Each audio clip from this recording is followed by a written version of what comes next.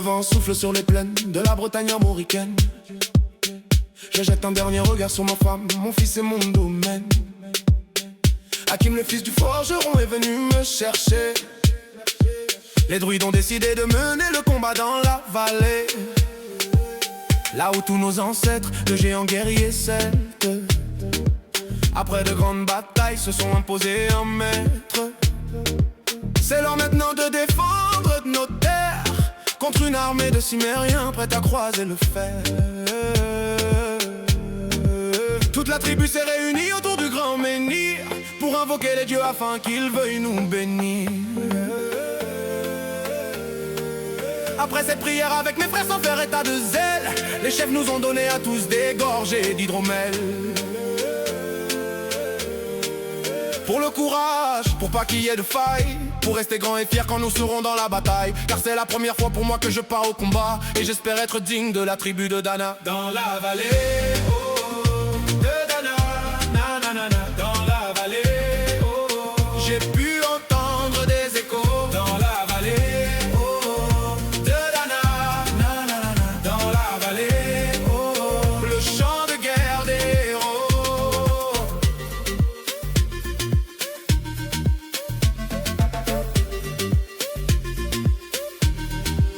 Après quelques incantations de druides et de magie, toute la tribu, le glaive en main, courait vers l'ennemi. La lutte était terrible, je ne voyais que les ombres tranchant l'ennemi qui revenait toujours en surnombre. Mes frères tombaient l'un après l'autre devant mon regard, sous le poids des armes que possédaient tous ces barbares. Des lances, des haches et des épées dans le jardin d'Éden, qui écoulait du sang sur l'herbe verte de la plaine.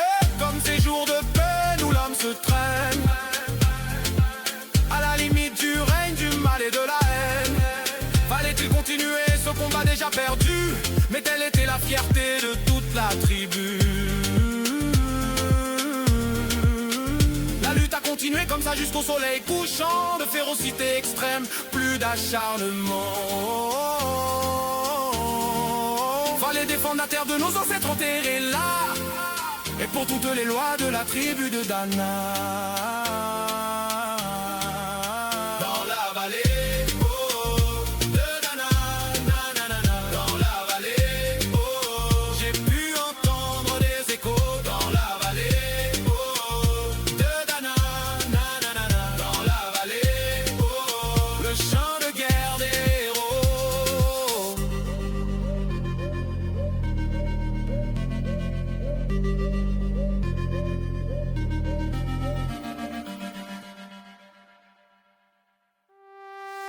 au bout de la vallée, on entendait le son d'une corde. La chef ennemie qui nous rappelait toute sa horde. Avait-il compris qu'on lutterait même en enfer, et que la tribu de Dana appartenait à cette terre? Les guerriers repartaient, je ne comprenais pas tout le chemin qu'ils avaient fait pour en arriver là. Quand mon regard se posa tout autour de moi, j'étais le seul debout de la tribu. Voilà pourquoi